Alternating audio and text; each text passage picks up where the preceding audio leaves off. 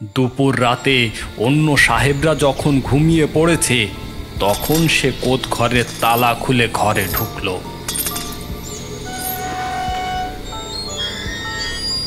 বউটার কাছে ছোড়াছুরি কিচ্ছু ছিল না, কিন্তু তার দু হাতে ছিল ভারী ভারী রূপোর বালা, এদেশে যাকে বলে কাঙ্গনা। তাই দিয়ে সে মারলো বিল্লি সাহেবের রগে। সাহেব সেখানে পড়ে মরে গেল, বউটা পালালো।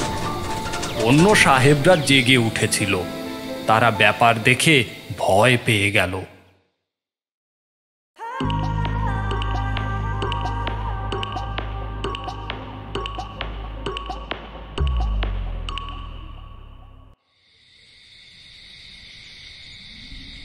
সেদিন সন্ধ্যার পর আমরা মাত্র ৩ জন সভ্য ক্লাবে উপস্থিত ছিলাম।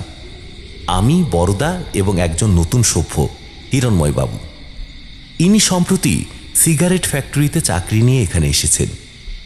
সন্ধ্যা কাটানোর জন্য ক্লাবের সভ্য হয়েছেন। বেশ মিশুক ও রসিক লোক। ফাল্গুন মাস, খোলা জানালা দিয়ে বাতাস এসে টেবিলের উপর পাট করে রাখা খবরের কাগজকে চঞ্চল করে তুলেছে। মাথার উপর বিদ্যুৎ বাতিটা প্রখরভাবে জ্বলছে। আমরা ২-৪টে অপ্রয়োজনীয় কথা বলে চুপ হয়ে পড়েছি। বড়দা কড়িকাঠের দিকে তাকিয়ে মনে হয় নতুন গল্প তৈরি করছে। হিরণময় বাবু লম্বা একটা হোল্ডারে সিগারেট লাগিয়ে টানছেন এবং থেকে থেকে বড়দার দিকে কটাক্ষপাত করছেন। হঠাৎ হিরণময় বাবু বললেন, বড়দা বাবু, আপনি নাকি ভূত দেখেছেন? চমকে মুখ তুললাম। বড়দাকে এই প্রশ্ন করা আর পাগলকে শাঁকো নাড়তে বারণ করা একই কথা। হিরণময় বাবু নতুন লোক, বড়দাকে এখনো ভালো করে চেনেননি। আমি সন্ত্রস্ত হয়ে উঠলাম। বড়দা কড়িকাঠ থেকে চোখ নামিয়ে তন্ময় দৃষ্টিতে হিরণময় বাবুর দিকে তাকালো এবং ঠিক এই সময় বিদ্যুতের বাতি নিভে ঘর অন্ধকার হয়ে গেল। অতর্কিত ঘটনায় হিরণময় বাবু হেঁচকি তোলার মতো একটা শব্দ করলেন। হিরণময় বাবুর প্রশ্নের সঙ্গে আলো নিভে যাবার কোনো অনৈসর্গিক সংযোগ আছে তা মনে করার কারণ নেই। কিছুদিন থেকে এই ব্যাপার ঘটছিল। হঠাৎ আলো নিভে সমস্ত পাড়াটাই অন্ধকার হয়ে যাচ্ছিল। বৈদ্যুতিক কর্তারা বলছিলেন লাইনের দোষ হয়েছে, কিন্তু দোষ ধরতে পারছিলেন না। আজও তাই হয়েছে। আধ ঘন্টার মধ্যে আলো জ্বলবে না। অন্ধকারে বসে আছি। প্রথম কথা বলল বড়দা। তার কণ্ঠস্বরে বেশ একটা পরিতৃপ্তির সুর ধরা পড়ল, যেন তার গল্পের পরিবেশ সৃষ্টির জন্যই আলো নিভে গেছে। সে বলল, ভূত আমি অনেক দেখেছি হিরণময় বাবু। দেশি ভূত, বিলেতি ভূত, ভালো মানুষ ভূত, দুর্দান্ত ভূত। মানুষ যেমন হরেক রকম আছে, ভূত তেমন। কিন্তু গত পৌষ মাসে যে ভূতটাকে দেখেছিলাম তার মতো অশ্লীল ভূত জীবনে দেখিনি। বড়দার গল্প ফাঁদবার টেকনিক আমাদের জানা আছে। গোড়াতেই চমকপ্রদ একটা কথা বলে শ্রোতাদের হতবুদ্ধি করে দেয়। তারপর শ্রোতারা সামলে উঠবার আগেই গল্প শুরু করে। তখন আর তাকে থামানোর কোনো উপায় থাকে না। উপরন্তু আজ হিরণময় বাবু আগুনে ঘি ঢাললেন। বললেন, অশ্লীল ভূত কি রকম? কাপড় চোপড় পরে না নাকি? বড়দা বলল, ঠিক ওরকম নয়। ভূতকে অশ্লীল কেন বলছি তা বুঝতে হলে গল্পটা শোনার দরকার। গত পৌষ মাসে আমি মুজাফফরপুরে গিয়েছিলাম। গল্প শুরু হয়ে গেল। অন্ধকারে হিরণময় বাবুর সিগারেটের অগ্নিবিন্দুটি থেকে থেকে জ্বলে উঠছিল। দক্ষিণা বাতাস খবরের কাগজ নিয়ে ফরফর শব্দে খেলা করছিল, আর তার মধ্যে বড়দার নিরালম্ব কণ্ঠস্বর শুনতে পাচ্ছিলাম। মুজাফফরপুর জেলায় আমাদের সামান্য জমি জমা আছে। জায়গাটার নাম নীলমহল। আগে সাহেবরা নীলের চাষ করত। তারপর নীলের চাষ যখন উঠে গেল তখন আমার ঠাকুরদা ওটা কিনেছিলেন। এখন সেখানে ধান হয়, আখ হয়, আম লিচুর বাগানও আছে। ২-৪ ঘর প্রজা আছে। আমাদের সাবেক নায়েব শিবসদয় দাস সেখানে থেকে সম্পত্তির দেখাশোনা করেন। দাদা শীতকালে গিয়ে তদারক করে আসেন। এবছর দাদা লম্বেগ নিয়ে বিছানায় শুলেন। কি আর করা যায়, ধান কাটার সময়, আখও তৈরি হয়েছে। এ সময় মালিকদের একবার যাওয়া দরকার। শিবসদয়বাবু অবশ্য লোক ভালোই, বিপত্নিক, নিঃসন্তান মানুষ, চুরিচামারি করেন না। কিন্তু সম্প্রতি তিনি তারই এবং অন্যান্য ব্যাপারে বেশি আসক্ত হয়ে পড়েছেন। কাজকর্ম ভালো দেখতে পারেন না, প্রজারা লুটেপুটে খায়। সুতরাং আমাকেই যেতে হলো। ছেলেবেলায় 2-1 নীলমহলে গিয়েছি, তারপর আর যাইনি। মুজাফফরপুর শহর থেকে 4-5 মাইল দূরে সাম্পানি নামে একরকম বলদটানা গাড়ি আছে, তাতেই চড়ে যেতে হয়। পৌষের মাঝামাঝি একদিন বিকেলবেলা গিয়ে পৌঁছলাম। ওদিকে তখন প্রচণ্ড শীত পড়েছে। আগে খবর দিয়ে যায়নি। আগে খবর দিয়ে গেলে জমিদারির প্রকৃত স্বরূপ দেখা যায় না। কর্মচারীরা ধোকার টাটি তৈরি করে রাখে। গিয়ে দেখি কাছারি বাড়ির সামনে তক্তপোষ পেতে শিবসদয় বাবু রোদ্দুরে বসে বৃহৎ তন্ত্রসার পড়ছেন। তার সামনে এক কলসি তারি, রোদ্দুরে তারি গেজিয়ে কলসির গা বেয়ে ফেনা গড়িয়ে পড়ছে। আমাকে দেখে শিবসদয় বড়ই অপ্রতিভ হয়ে পড়লেন। তারপর এসে পায়ের ধুলো নিলেন। তিনি আমার চেয়ে বয়সে অনেক বড়, কিন্তু আমি মালিক, তার উপর ব্রাহ্মণ। পায়ের ধুলো নিয়ে আমতা আমতা করে বললেন, আগে খবর দিলেন না কেন? খবর পেলে আমি স্টেশনে গিয়ে। মনে মনে ভাবলাম, খবর দিলে তারির কলসি দেখতে পেতাম না। ন্যাকা সেজে বললাম, দাদা আসতে পারলেন না, তার কোমরে বাত হয়েছে। হঠাৎ আমার আশা স্থির হলো। তারপর কলসির দিকে আঙুল দেখিয়ে জিজ্ঞেস করলাম, ওটা কি? শিবসদয় এতক্ষণে সামলে নিয়েছেন, বললেন, আগে তালের রস। শীতটা চেপে পড়েছে, এ সময় তালের রসে শরীর গরম থাকে, একটু হবে নাকি? বললাম, না, অনেকদিন বিহারে আছি, কিন্তু তারই এখনো ধরিনি। আমার জন্যে বরং একটু চায়ের ব্যবস্থা করুন। শিবসদয় হলধর বলে ডাক দিলেন। আয় হলধর, এদিকে আয় তো। কাছারি বাড়ির পিছন দিক থেকে হলধর এসে আমাকে দেখে তাড়াতাড়ি আমার পায়ের কাছে মাটিতে হাত ঠেকিয়ে প্রণাম করল। হলধরকে চিনি, মাঝে মাঝে ধান বিক্রির টাকা নিয়ে মুঙ্গেরে আসতো। বুড়ো লোক, যাতে কাহার কিংবা ধানু, চোখ দুটো ভারী ধূর্ত। কাছারিতে চাকরের কাজ করে আর বিনা খাজনায় 2-3 বিঘে জমি চাষ করে। শিবসদয় বললেন, আরে ছোট বাবুর জন্য চা আর জল খাবার তৈরি কর। হলধর বলল, চা জল খাবার? আগে তা আমি কবুতরীকে এখনই ডেকে আনছি, সে সব জানে। হলধর ব্যস্তভাবে বাইরে চলে গেল, বোধহয় গ্রামে গেল। আমি জিজ্ঞেস করলাম, কবুতরীকে? শিবসদয় একটু থমকে বললেন, কবুতরী, এও হলো হলধরের নাতনি। শিবসদয় আমাকে কাছারিতে নিয়ে গিয়ে বসালেন। কাছারি পাকা বাড়ি নয়, পাশাপাশি 3টে মেটে ঘর, সামনে টানা বারান্দা, মাথায় খড়ের চাল। ভিত বেশ উঁচু, কিন্তু অনাদরে অবহেলায় মাটি খসে পড়েছে। চালের অবস্থাও তথৈবচ, কতদিন ছাওয়া হয়নি তার ঠিক নেই। 3টে ঘরের একটাতে দপ্তর।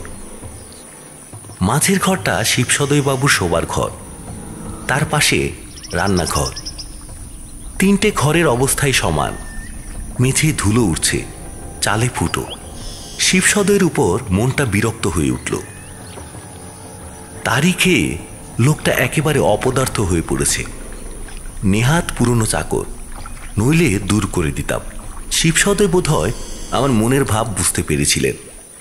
কাছুমাছু হয়ে বললেন, আমার বড় ভুল হয়ে গেছে। আপনি আসবেন জানলে সব ফিটফাট করে রাখতাম। নিজের জন্য কে অত করে? যা হোক, এবার ধান কাটা হলেই চালটা ছেয়ে ফেলবো। মনটা একটু নরম হলো। কাছারি থেকে নেমে বললাম, চায়ের দেরি আছে। আমি ততক্ষণ চারদিকে ঘুরে দেখি। ছেলেবেলায় দেখেছি, ভালো মনে নেই। শিবসদয় বললেন, চলুন, আমি দেখাচ্ছি। দুজনে বেরোলাম। 70-80 বিঘের চাষের জমি, তার মাঝখানে বিঘে 4 উঁচু জায়গা, এদেশে বলে ভিটা জমি। এই উঁচু জায়গাটার উপর আমাদের কাছারি।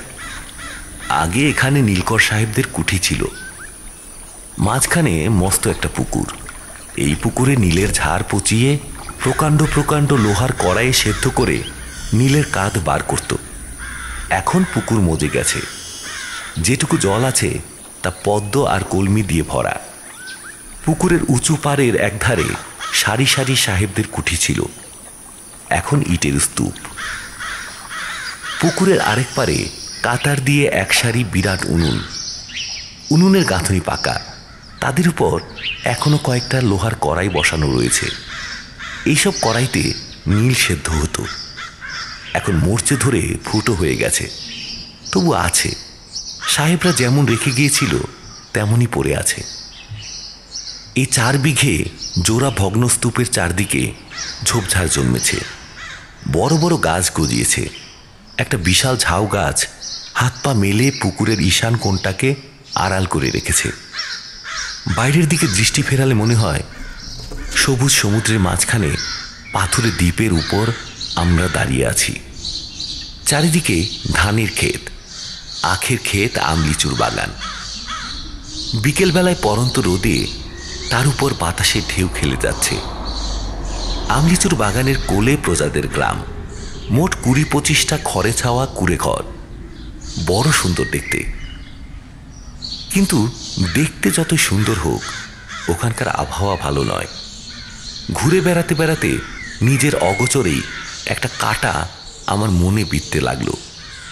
কোথায় যেন একটা বিকৃত পচা অসুচিতা লুকিয়ে আছে, ঢাকা নর্দমার চাপা দুর্গন্ধের মতো।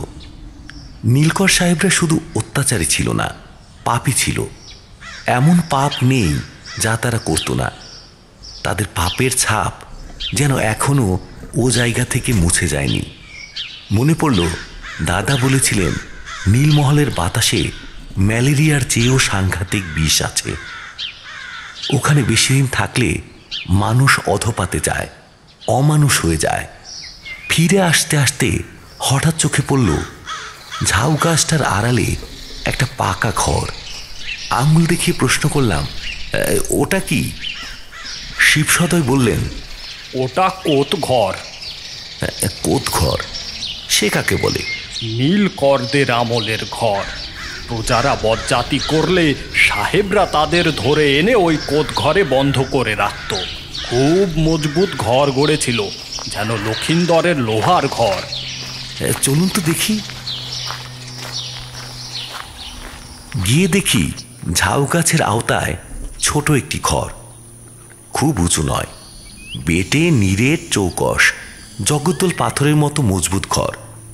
24 ইঞ্চি চওড়া দেওয়াল, মোটা মোটা গরাদ লাগানো জানলার লোহার কবাট খোলা রয়েছে। দরজার লোহার কবাটও খোলা। দেখে আশ্চর্য হয়ে গেলাম। ইট কাঠ দরজা জানলা কিছুই নষ্ট হয়নি। 60-70 বছর ধরে দিব্যি অটুট রয়েছে। মনে হলো কোতঘর কিনা তাই অটুট আছে। সাম্রাজ্য ভেঙে পড়ে, তার জায়গায় অন্য শাসনতন্ত্র আসে, কিন্তু কারাগার ঠিক খাড়া থাকে। মানুষ যখন সমাজ গড়েছিল তখন কারাগারও গড়েছিল। যতদিন একটা আছে ততদিন অন্যটাও থাকবে। দোরের কাছে গিয়ে ভেতরে উঁকি মারলাম। মেঝে শান বাঁধানো, দেয়ালের চুনকাম এখনো বেশ বোঝা যায়। আমি শিবসদয়কে বললাম, ঘরটা তো বেশ ভালো অবস্থাতেই আছে, ব্যবহার করেন না কেন? দরজা জানলা কি জ্যাম হয়ে গেছে? আজ্ঞে। শিবসদয় আজ্ঞে বলে থেমে গেলেন। আমি দরজার কবাট ধরে টানলাম। ইয়া ইয়া মূর্ছে ধরা হাঁসকলে ক্যাচ ক্যাচ শব্দ হলো বটে, কিন্তু বেশ খানিকটা নড়ল। আমি শিবসদয়ের দিকে তাকালাম। তিনি উৎকণ্ঠিতভাবে বললেন, সন্ধে হয়ে এলো, চলুন এবার ফেরা যাক। সূর্যাস্ত হয়েছে কি হয়নি, কিন্তু ঝাউ গাছতলায় ঘোর ঘোর হয়ে এসেছে। কাছারি বাড়ি এখান থেকে বড়জোর 100 গজ। আমি দরজা ছেড়ে পা বাড়ালাম। ঠিক এই সময় আমার কানের কাছে কে যেন ফিস ফিস শব্দ করে হেসে উঠল। আমি চমকে ফিরে তাকালাম, কেউ নেই। উপর দিকে চোখ তুলে দেখলাম ঝাউ গাছের ডালগুলো একটা দমকা হাওয়ায় নড়ে উঠেছে, তারই শব্দ। কিন্তু ঠিক মনে হলো যেন চাপা গলার হাসি। পুকুর পাড় দিয়ে অর্ধেক পথ এসেছি। শিবসদয় একটু কেশে বললেন, কোদ ঘরের জানালা দরজা বন্ধ করা যায়, কিন্তু বন্ধ থাকে না, আপনা আপনি খুলে যায়। তার মানে? আমি থমকে দাঁড়িয়ে পড়লাম। শিবসদয় বললেন, সেই জন্যেই ঘরটা ব্যবহার করা যায় না, ওতে ওতে সাহেব থাকে। সাহেব থাকে? কোন সাহেব? আগে আছে একজন। শিবসদয় ঘাড় ফিরিয়ে পিছন দিকে তাকালেন, বললেন, এখন চলুন, রাত্রে বলবো। একটু বিরক্ত হলাম। লোকটা কি আমাকে ভূতের গল্প শুনিয়ে ভয় দেখাতে চায় নাকি? পীরের কাছে মামদোবাজি? যা হোক, কাছারিতে ফিরে এসে দেখলাম পর্ণকুম্ভটি স্থানান্তরিত হয়েছে। তক্তপোষের উপর কম্বল পাতা, তার উপর ফরাস, তার উপর মোটা তাকিয়া। গদিয়ান হয়ে বসলাম। পশ্চিম আকাশে তখনও বেশ আলো রয়েছে, কিন্তু বাতাস ক্রমেই ঠান্ডা হয়ে আসছে। শিবসদয় ঘরে গিয়ে একটা বালাপোষ গায়ে জড়িয়ে চৌকির কোণে এসে বসলেন। বোধহয় এই ফাঁকে শরীর গরম করা সঞ্জীবনী সুধা সেবন করে এলেন। এই সময় একটা মেয়ে রান্নাঘর থেকে নেমে এলো, দুহাতে বড় কাঁসার থালার উপর চায়ের পেয়ালা আর জলখাবারের রেকাবি নিয়ে। চলনের ভঙ্গিতে বেশ একটু ঠমক আছে। হিন্দিতে যাকে বলে লচক, উচক্কা বয়স, নিটোল পুরন্ত গরণ। গায়ের রং ময়লা বটে, মুখখানা সুন্দর বলা চলে না। পুরু ঠোঁট চোয়ালের হাড় চওড়া, চোখের দৃষ্টি নরম নয়, কিন্তু সব মিলিয়ে একটা দুরন্ত আকর্ষণ আছে। হলধরের নাতনি, কবুতরি। আমার সামনে থালা রেখে আমার মুখের পানে চেয়ে হাসল। সাদা দাঁতগুলো ঝকঝক করে উঠল। সহজ ঘনিষ্ঠ প্রগল্ভতার সুরে বলল, ছোট মালিককে এই প্রথম দেখলাম। আমি উত্তর দিলাম না। শিবসদয়ের দিকে তাকালাম। তিনি অন্যদিকে মুখ ফিরিয়ে বসে আছেন। জিজ্ঞেস করলাম, আপনি চা খাবেন না? শিবসদয় অস্পষ্ট স্বরে বললেন, আমি খাই না। কবুতরি আমার সামনে দাঁড়িয়েছিল, বলল, ছোট মালিক দেখেন না চাই মিষ্টি হয়েছে কিনা। গলায় এতটুকু সংকোচ নেই। চায়ে চুমুক দিয়ে বললাম, ঠিক আছে। কবুতরি বলল, আর নিমকি খেয়ে দেখুন না। আমি নিমকিতে কামড় দিয়ে বললাম, হ্যাঁ ঠিক আছে।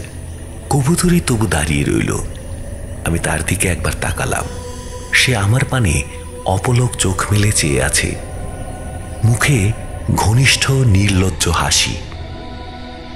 শিবসদয় তার দিকে না তাকিয়েই একটু অপ্রসন্ন স্বরে বললেন, কবুতরি, দাঁড়িয়ে থেকো না, তাড়াতাড়ি রান্নার কাজ সেরে নাও। বাবু ক্লান্ত হয়ে এসেছেন, সকাল সকাল খেয়ে শুয়ে পড়বেন। কবুতরি আরো খানিক দাঁড়িয়ে রইল, তারপর অনিচ্ছা ভরে রান্নাঘরের দিকে চলে গেল। আমি জিজ্ঞাসা করলাম, আপনার রান্না কি কবুতরি করে? হ্যাঁ। ওর ঘরে কে কে আছে? একটু চুপ করে থেকে শিবসদয় ম্রিয়মান স্বরে বললেন, ও হলধরের কাছেই থাকে। একটা স্বামী ছিল, বছরখানেক আগে ওকে ত্যাগ করে চলে গেছে। শিবসদয়ের দিকে ভালো করে চেয়ে দেখলাম। এতক্ষণ যা চোখে পড়েনি হঠাৎ তাই দেখতে পেলাম। তার শীর্ণ চেহারা, নিষ্প্রভ চোখ, ঝুলে পড়া আলগা ঠোঁট। তার সাম্প্রতিক জীবনের সম্পূর্ণ ইতিহাস যেন ওই মুখে লেখা রয়েছে। বুড়ো বয়সে তিনি শুধু তাল রসেরই রসিক হননি, অন্য রসেও মজেছেন, পরকীয়া রস। কবুতরী ছোট ঘরের শৈরিনী মেয়ে, সে তাকে ক্রাশ করেছে, কিন্তু কবুতরী শিকারী মেয়ে। বড় শিকার সামনে পেয়ে সে ছোট শিকারের পানে তাকাবে কেন? কবুতরী ভাবভঙ্গি দেখে শিবসদয় তা বুঝতে পেরেছেন, তাই তার মনে সুখ নেই। অথচ যখন বয়স কম ছিল, শিবসদয় তখন সচ্চরিত্র ছিলেন। লেখাপড়া বেশি না জানলেও মনটা ভদ্র ছিল। 5 বছর আগে পর্যন্ত তিনি আমাদের মুঙ্গেরের জমিজমা দেখতেন। কাজকর্মে দক্ষতা ছিল, অবৈধ লাভের লোভ ছিল না। আর আজ নীলমহলে এসে তার এই অবস্থা। এটা কি স্থান মাহাত্ম্য?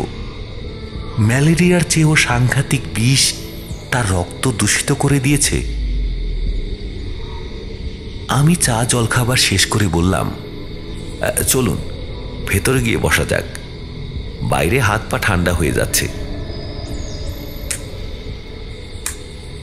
হলধর ঘরে ঘরে লণ্ঠন জ্বেলে দিয়েছে।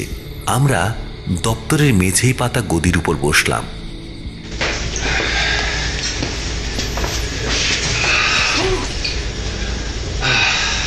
শিবসদয় মচ্ছিভঙ্গ হয়ে আছেন, মাঝে মাঝে চোখ বেঁকিয়ে আমার দিকে তাকাচ্ছেন। বোধহয় বুঝবার চেষ্টা করছেন কবুতরীর প্রতি আমি কতটা আকৃষ্ট হয়েছি। জিজ্ঞেস করলাম, রাতে শোবার ব্যবস্থা কিরকম? আমার সাথে লেপ বিছানা সব আছে। শিবসদয় বললেন, শোবার ঘরে আপনার বিছানা পেতে দিয়েছি, আমি এই গদির ওপরেই রাতটা কাটিয়ে দেব।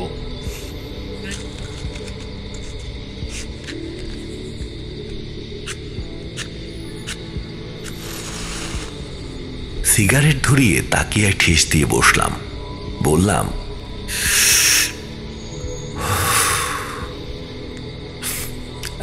এবার কোতঘরের সাহেবের গল্পটা বলুন তো। একটু বসুন, আমি রান্নার খবরটা নিয়ে আসি। বলে শিবসদয় উঠে গেলেন।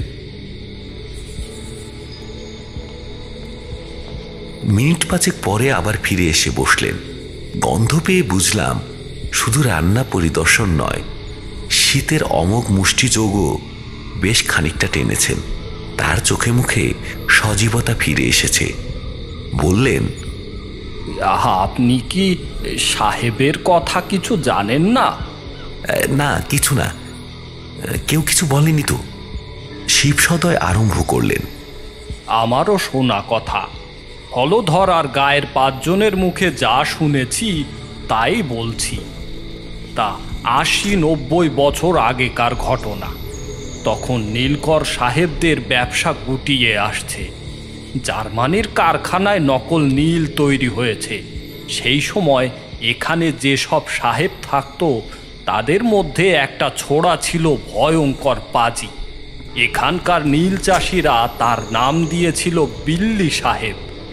প্রজারা কিছু করলে তাদের ধরে এনে হাসতে হাসতে যেসব যন্ত্রণা দিত তা শুনলে এখনো গা শিউরে ওঠে।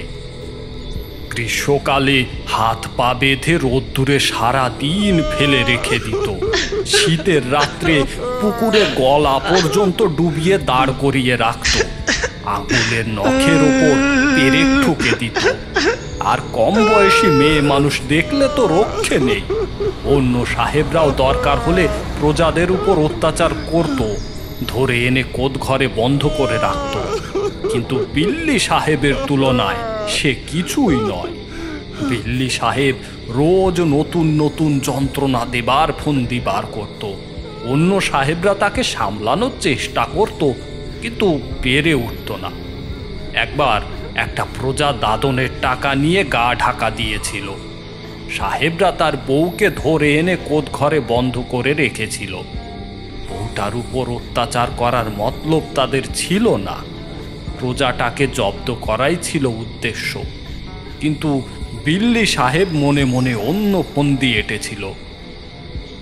দুপুর রাতে অন্য সাহেবরা যখন ঘুমিয়ে পড়েছে, তখন সে কোদ ঘরের তালা খুলে ঘরে ঢুকলো।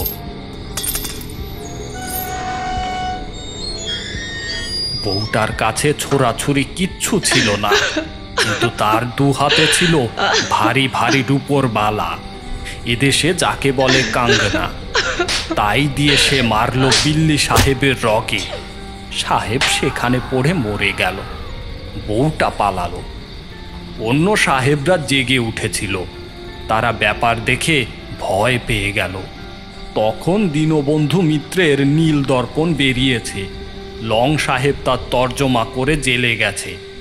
এ সময় যদি এ ব্যাপার জানাজানি হয় তাহলে আর রক্ষে থাকবে না। সাহেবরা সেই রাত্রেই কোতঘরের মেঝে খুঁড়ে বিল্লি সাহেবকে কবর দিল। তারপর মেঝে আবার শান বাঁধিয়ে ফেলল। বাইরে রটিয়ে দিল বিল্লি সাহেব দেশে ফিরে গেছে। এই ঘটনার 2-3 বছরের মধ্যেই নীলের ব্যবসা উঠে গেল। সাহেবরা জমিদারি বিক্রি করে দেশে চলে গেল। আপনার ঠাকুরদা নীলমহল কিনলেন। কোতঘরটা সেই থেকে পড়ে আছে। শুনেছি গোড়ার দিকে ঘরটাকে গুদাম হিসেবে ব্যবহার করার চেষ্টা হয়েছিল, কিন্তু মুশকিল হলো এই যে ওর দরজা জানালা বন্ধ রাখা যায় না। যতবার বন্ধ করা হয় ততবার খুলে যায়। এমনকি দরজায় তালা লাগালেও ফল হয় না, তালা আপনা আপনি খুলে যায়। তাই সকলের বিশ্বাস বিল্লি সাহেব ওখানে আছে। শিবসদয় চুপ করলেন। আমিও খানিকক্ষণ চুপ করে রইলাম। তারপর জিজ্ঞেস করলাম, বিল্লি সাহেবের ভূতকে কেউ দেখেছে? আগে না, কেউ কিছু চোখে দেখেনি। আপনিও দেখেননি? না, কিন্তু অনুভব করেছি একটা দুষ্ট প্রেতাত্মা আছে। বলে শিবসদয় চোখেতে ঘাড় ফিরিয়ে পিছন দিকে তাকালেন। আপনি প্রেতাত্মা বিশ্বাস করেন? মানে ভূত মানেন? আগে সে কি কথা, প্রেতাত্মায় বিশ্বাস করব না? আত্মা যদি থাকে প্রেতাত্মাও আছে। তা বটে। যারা আত্মার অস্তিত্বই বিশ্বাস করেন না তাদের কাছে এই যুক্তির কোনো মূল্য নেই, কিন্তু বিশ্বাসের একটা মূল্য আছে। কোতঘরের ব্যাপারটা হয়তো একেবারে বুজরুকি নয়। ভূতপ্রেত সম্বন্ধে আমার একটু কৌতূহল আছে। ভাবলাম ব্যাপারটা অনুসন্ধান করে দেখতে হবে। বিল্লি সাহেব যদি সত্যই থাকে, অজ্ঞ চাষাভূষর অলিক কুসংস্কার না হয়, তাহলে সেটা জানা দরকার। রাত 8টার মধ্যে খাওয়া সেরে নিলাম। শিবসদয়ও আমার সঙ্গে বসলেন।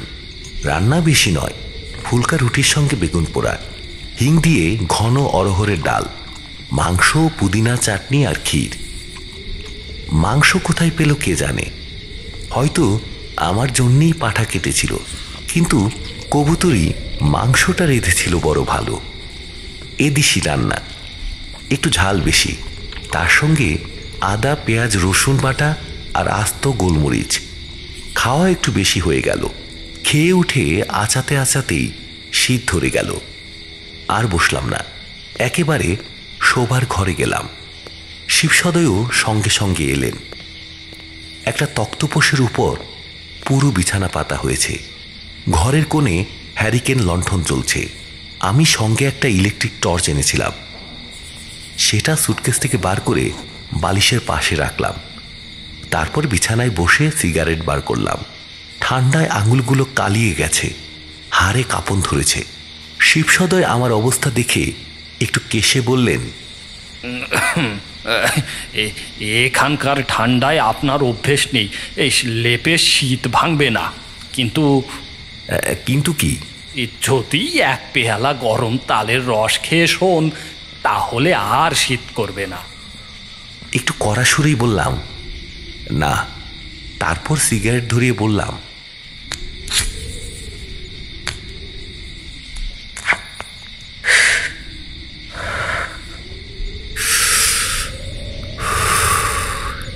আপনি শুয়ে পড়ুন গিয়ে, কাল সকালে আপনার খাতাপত্র দেখব। শিবসদয় আর কিছু বললেন না। আস্তে আস্তে দরজা ভেজিয়ে দিয়ে চলে গেলেন। আমিও আলোটা কম করে দিয়ে শুয়ে পড়লাম। লেপ গায়ে দিয়ে শুয়ে শুয়ে সিগারেট টানছি। নানা রকম চিন্তা মনে আসছে। শিবসদয় আমাকে তারই ধরাবার চেষ্টা করছেন। কবুতরি চেষ্টা করছে বড় শিকার ধরবার। যদি বেশি দিন এখানে থাকি আমার মনের অবস্থা কেমন দাঁড়াবে।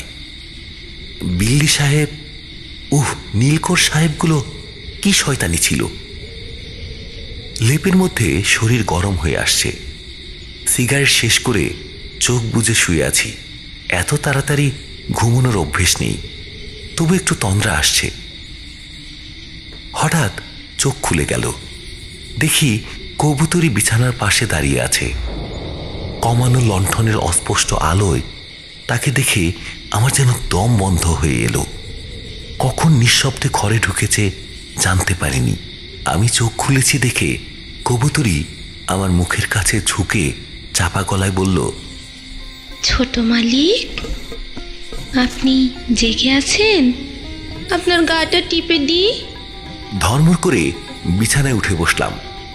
বললাম, না, দরকার নেই, তুমি যাও। কবুতরি মোটেই অপ্রস্তুত হলো না। সহজভাবে বলল, আচ্ছা, কাল ভোরে আমি আপনার চা তৈরি করে আনবো। এখন ঘুমিয়ে পড়ুন। সে ছায়ার মতো ঘর থেকে বেরিয়ে গেল। আমি কিছুক্ষণ বসে রইলাম। তারপর উঠে দরজা বন্ধ করতে গেলাম। দরজায় হুড়কো থাকবার কথা, কিন্তু হুড়কো নেই। বাইরের আক্রমণ থেকে আত্মরক্ষার কোনো উপায় নেই। কি করা যায়? দরজাটা ভালো করে চেপে দিয়ে এসে শুলাম। আমি সাধু সন্ন্যাসী নই, আবার লুচ্চা লম্পটও নই। নিজেকে ভদ্রলোক বলে মনে করি। 35 বছর বয়স হয়েছে। জীবনে প্রলোভন এসেছে, কিন্তু প্রলোভন যে এমন দুর্নিবার হতে পারে তা কখনো কল্পনা করিনি। মনের মধ্যে যেসব চিন্তা আসতে লাগলো সেগুলোকে ভদ্র চিন্তা বলতে পারি না। এ যেন নর্দমার পাক নিয়ে নোংরামির হোলি খেলা। সঙ্গে সঙ্গে কবুতরির উপর রাগও হতে লাগলো। রাগ হতে লাগলো চুম্বকের মতো আকর্ষণ করা শক্তির উপর। ছোট লোকের মেয়ে, নির্লজ্জ নষ্ট মেয়ে মানুষ, পুরুষ হ্যাংলা রক্তচষা সুরপনখার জাত।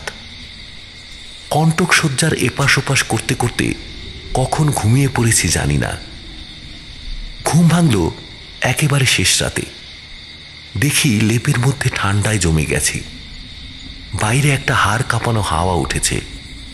সে হাওয়া কুলকুল করে ঘরে ঢুকছে কোথা দিয়ে। টর্চ জেলে চারিদিকে ঘোরালাম। মাথার দিকে একটা ছোট জানালা আছে বটে, কিন্তু সেটা বন্ধ। দরজাও চাপা রয়েছে। মাটির দেয়ালে আলো ফেলে দেখলাম কোথাও ফুটো ফাটা আছে কিনা, কিন্তু নেই। তারপর টর্চের আলো গায়ে পড়ল চালের নিচে। সেখানে একটি মস্ত ফুটো। শেষ রাতের হাওয়া সেই ফুটো দিয়ে ঢুকছে। নিরুপায়। চালের ফুটো বন্ধ করা যাবে না। আগা পাঁচতলা লেপ মুড়ি দিয়ে শুয়ে রইলাম, কিন্তু হাড়ের কাঁপুনি গেল না। মনে হলো এই সময় শিবসদয় বাবুর তালের রস পেলে কাজ হতো। হাত ঘড়িটা দেখলাম, 5টা বাজতে কয়েক মিনিট বাকি আছে। এখনো সকাল হতে 1.5 ঘন্টা। বিছানায় উঠে বসে সিগারেট ধরালাম।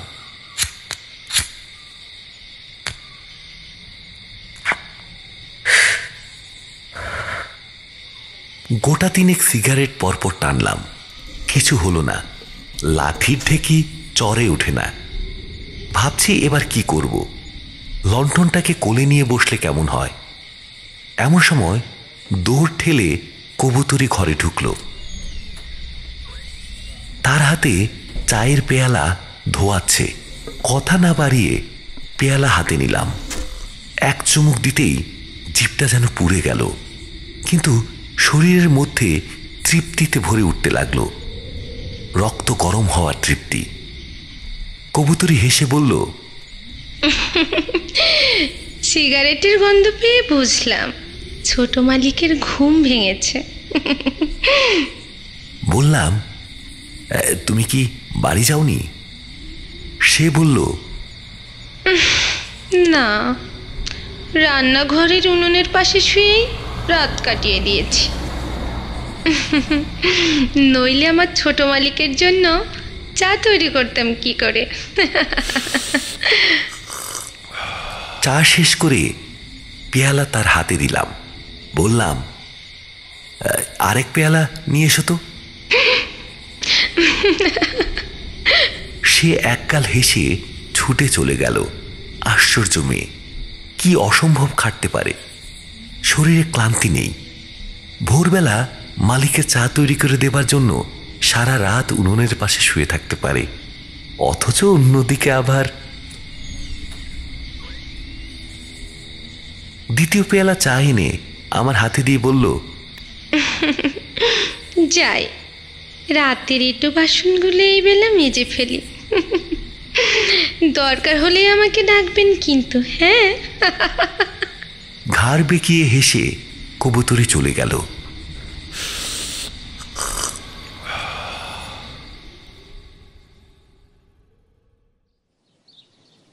সেদিন বেলা 9টার সময় দপ্তরে গিয়ে বসলাম।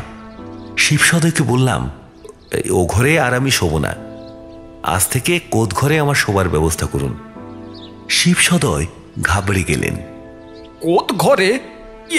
কিন্তু আমি বললাম, কিন্তু কি বিল্লি সাহেব, বিল্লি সাহেবের সঙ্গে আমি বোঝাপড়া করব, আপনার ভাবনা নেই। তারপর প্রায় সারাদিনটাই কাজকর্মে কেটে গেল। হিসেব নিকেশ, জমা খরচ, আম লিচুর বাগান জমা দেওয়ার ব্যবস্থা, ধান কাটা এবং বিক্রির ব্যবস্থা। প্রজারা খবর পেয়েছিল আমি এসেছি। তারা এসে সালাম করে গেল। কেউ 1 টাকা, কেউ 8 আনা সেলামি দিল। দুপুরবেলা খেয়ে দিয়ে আমার নতুন শোবার ঘর তদারক করতে গেলাম। দুপুরের আলোয় জায়গাটা মোটেই ভুতুরে বলে মনে হয় না, দিব্যি ঝরঝরে। হলধর ঘরটা ঝেড়ে ঝুড়ে পরিষ্কার করে রেখেছে, একটা তক্তপোষ ঢুকিয়েছে। দেখে শুনে ফিরে এলাম। কোত ঘরে ভূত থাকে থাক, ছাদে ফুটো তো নেই। বিকেল বেলাটাও কাজকর্মে কাটলো। যত সন্ধে হয়ে আসতে লাগলো, শিবসদয় ততই শঙ্কিত হয়ে উঠতে লাগলেন। শেষে রাতে খেতে বসে বললেন, দেখুন, আমার ভয় করছে, যদি কিছু ঘটে। বললাম, কিছু ঘটবে না, বরং এ ঘরে শুলেই নিউমোনিয়া ঘটবার সম্ভাবনা আছে। কবুতরি খাবার পরিবেশন করছিল। সে খিলখিল করে হেসে উঠল।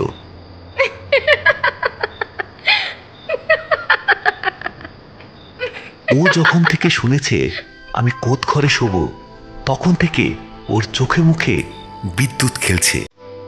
মনে মনে কি বুঝেছে কে জানে, কিন্তু ভাবভঙ্গি দেখে মনে হয় ভূত টুতে ও বিশ্বাস করে না। হয়তো ভেবেছে।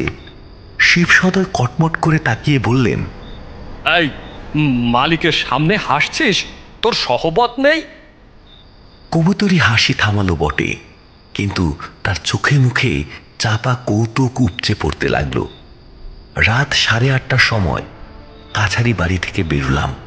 কবুতরি দাঁড়িয়ে রইল। শিবসদয় লণ্ঠন নিয়ে আমার আগে আগে চললেন। হলধর আরেকটা লণ্ঠন ধরে পিছনে চলল। আকাশে এক ফালি চাঁদ আছে, কনকনে ঠান্ডা, কিন্তু হাওয়া নেই। কোত ঘরে পৌঁছলাম। দরজা জানলা খোলা রয়েছে। ঘরে বোধহয় ধূপ ধুনো দিয়েছিল, এখনো একটু গন্ধ লেগে আছে। তক্তপোষের উপর বিছানা পাতা, লেপ বালি সব আছে। এক কোণে গেলাস ঢাকা জলের কুজো। হলধর ধূর্ত চোখে আমার দিকে চেয়ে বলল, সব ঠিক আছে বাবু, বুড়োটা সব জানে, সব বোঝে, কিন্তু বেশি কথা কয় না। টর্চ, সিগারেটের টিন, হাত ঘড়ি বালিশের পাশে রাখলাম। ঘরের চারিদিকে একবার তাকিয়ে বললাম, সব ঠিক আছে, এবার তোমরা যাও। জানলাটা আপাতত খোলা থাক, পরে বন্ধ করব, দরজা ভেজিয়ে দিয়ে যেও। শিবসদয় একটু খুঁতখুত করলেন, তারপর লণ্ঠন নিয়ে বাইরে গেলেন। হলধর নিজের হাতে লণ্ঠনটি একটু উস্কে দিয়ে তক্তপোষের শিয়রের কাছে রাখল। ধূর্ত চোখে আমার দিকে চেয়ে ঘাড় হেলিয়ে যেন ইশারা করল। তারপর ঘরের বাইরে গিয়ে লোহার দরজা ভেজিয়ে দিল। মরচে ধরা হাঁসকলে ক্যাচ ক্যাচ শব্দ হলো। আমি একা, জানলাটা খোলা, তার ভিতর দিয়ে চৌকস খানিকটা দৃশ্য দেখা যাচ্ছে। আমি গিয়ে জানলাটা পরীক্ষা করলাম। জানলায় ছিটকিনি আছে, ভেতর থেকে বন্ধ করা যায়। পাল্লা দুটো নেড়ে দেখলাম, সচল আছে, দরকার হলে বন্ধ করা যাবে। ফিরে এসে বিছানায় বসলাম। তড়িবৎ করে সিগারেট ধরাতে গিয়ে লক্ষ্য করলাম আলোটা আস্তে আস্তে নিভে আসছে। তেল ফুরিয়ে গেল নাকি? কিন্তু তা তো হবার কথা নয়। সমস্ত রাত জ্বলবে বলে হলধর লণ্ঠনে তেল ভরে দিয়েছে, তবে আলোটা দপদপ করল না। কমতে কমতে নীল হয়ে নিভে গেল। মনে হলো যেন কেউ কল ঘুরিয়ে নিভিয়ে দিল। ঘর অন্ধকার, জানলা দিয়ে কেবল বাইরের ফিকে জ্যোৎস্না দেখা যাচ্ছে। আমি মনটাকে শক্ত করে নিয়ে আবার সিগারেট ধরাতে গেলাম। ক্যাচ করে একটা শব্দ হলো।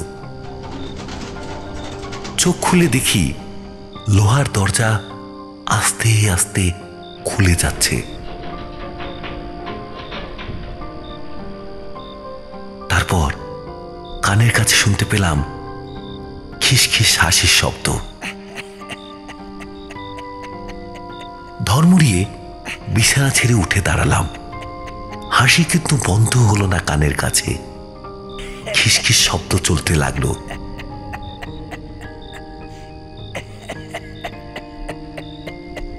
এবার আর ঝাউ পাতা শব্দ বলে ভুল করবার উপায় নেই। হাসি বটে, একটা অসভ্য অশ্লীল হাসি। হাসি অনেক রকম আছে। প্রাণ খোলা হাসি, বিদ্রুপের পেঁচানো হাসি, মুরব্বিয়ানার গম্ভীর হাসি, কাষ্ঠ হাসি। এ হাসি ও ধরনের নয়। এ হাসির বর্ণনা করা শক্ত। এ হাসি শুনলে মনে হয় এর পিছনে অকথ্য নোংরামি লুকিয়ে আছে।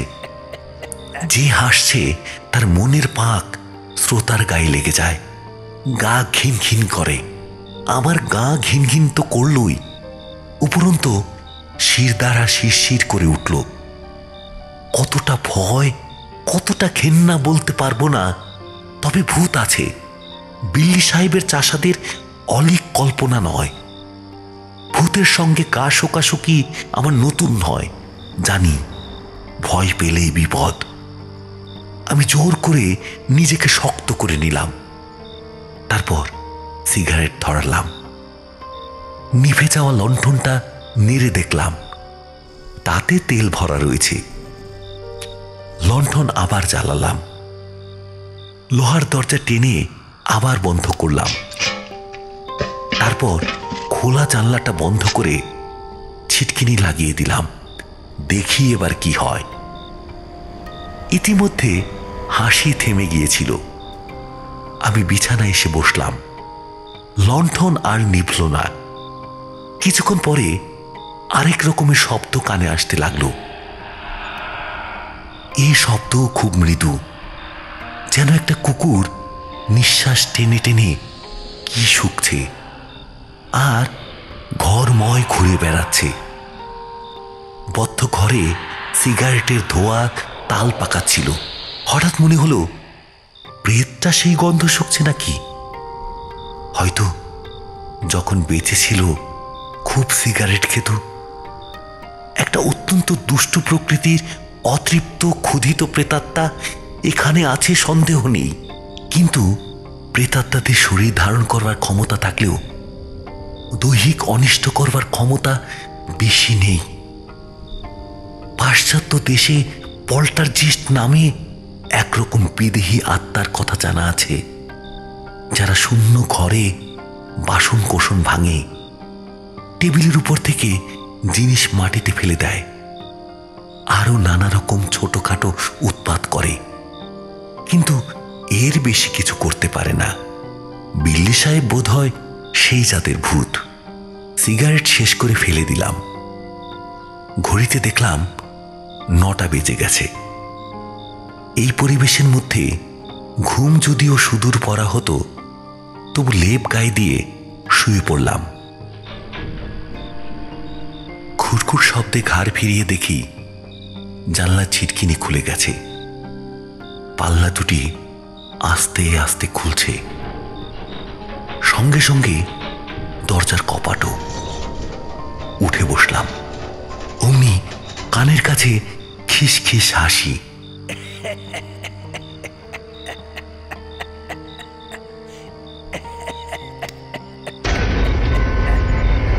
গায়ে কাঁটা দিয়ে উঠল। টর্চ হাতে নিয়ে ঘরের বাইরে গেলাম। দূরের সামনে পায়চারি করতে লাগলাম।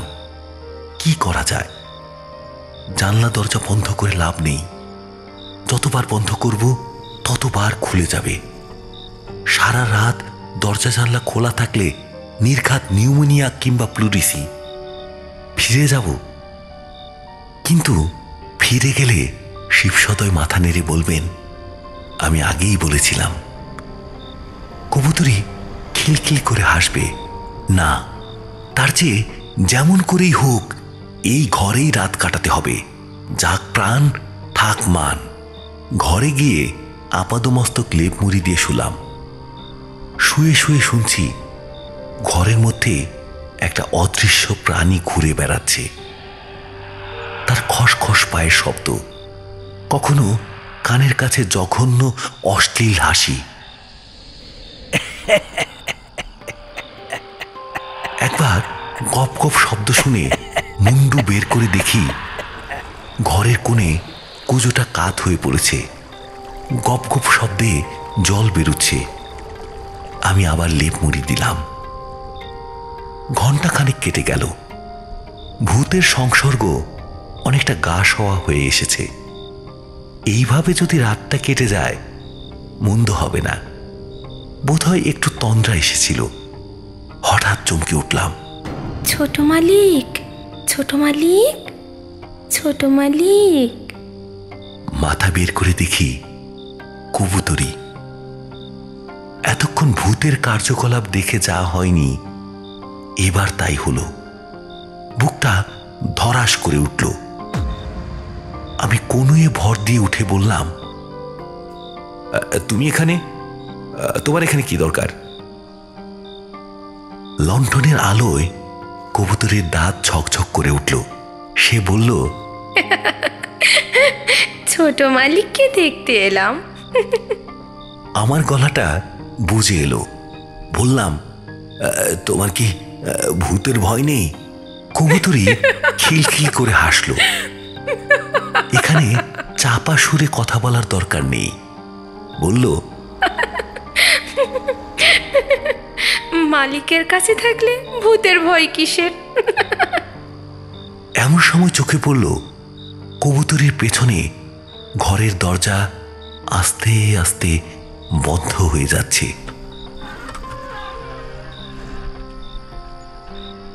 ও কি, ও কি বলে আমি লাফিয়ে বিছানা থেকে নামলাম।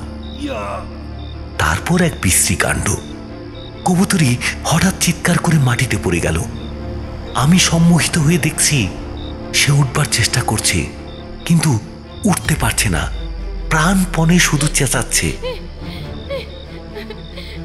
যেন একটা অদৃশ্য মূর্তির সঙ্গে সে ধস্তাধস্তি করছে।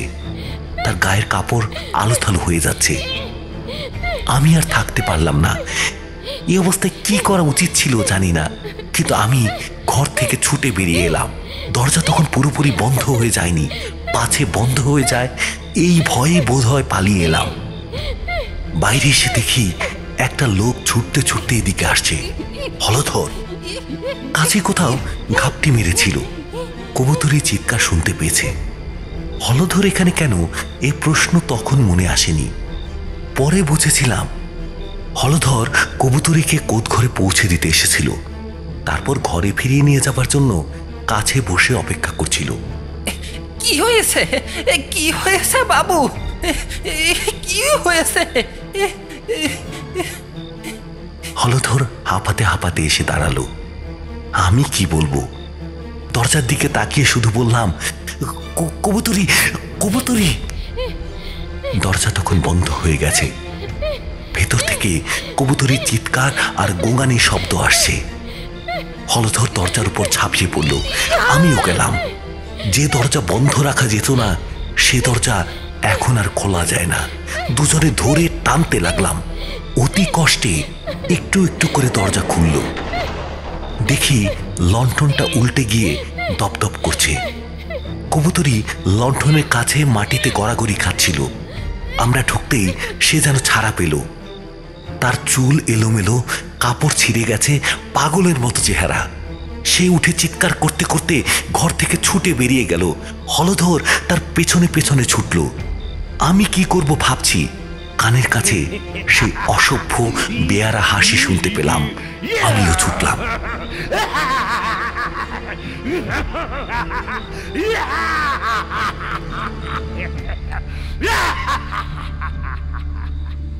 এই সময় ইলেকট্রিক বাতি কয়েকবার চিরিক মেরে জ্বলে উঠল। এতক্ষণ অন্ধকারের পর তীব্র আলোয় বড়দার মুখ ফ্যাকাশে দেখালো। সে আলোর দিকে একবার চোখ তুলে নীরস স্বরে বলল, এই গল্প। দুদিন পরে আমি নীলমহল থেকে চলে এলাম। বেশি দিন থাকতে সাহস হলো না। নীলকর সাহেবরা গিয়েও যায়নি। তাদের মনের পাপ প্রেতমূর্তি ধরে এখনো সেখানে ঘুরে বেড়াচ্ছে। কবুতরি সেই যে কোটঘর থেকে পালিয়েছিল, আর তাকে দেখা যায়নি।